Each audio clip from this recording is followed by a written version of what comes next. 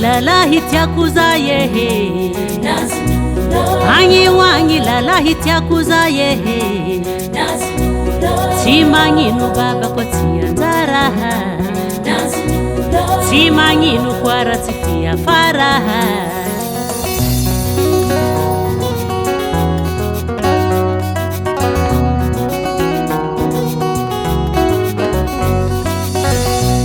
Renyi kwang na hazumisi vola Sadi tara sora mahemi soma Renyi kwang nanzari meti meti Isa nandru feti Fiena nga vedeti Timangino Tara tudrano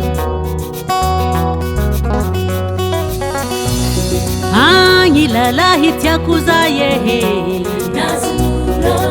wangi lalahi tiakuza yehe Timanginu baba kwa tianzaraha Timanginu kwa ratifia faraha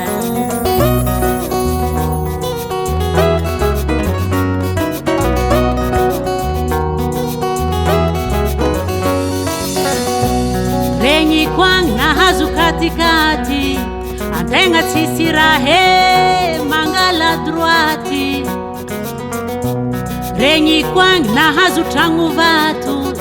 Mitaka taka ndafi isambola ngatianki yatu Timangino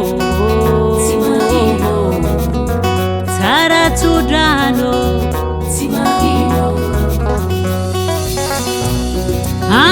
Lalahi tiakuza yehe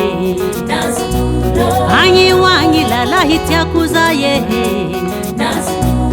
Timanginu baba kwa tianzaraha Timanginu kwa ratifia faraha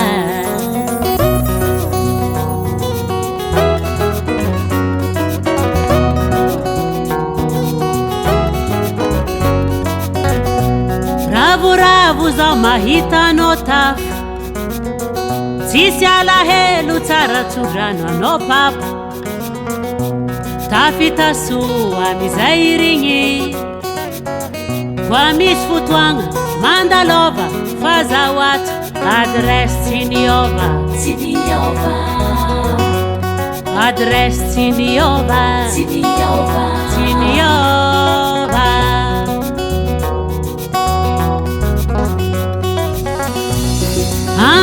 Lalahi tiakuza yehe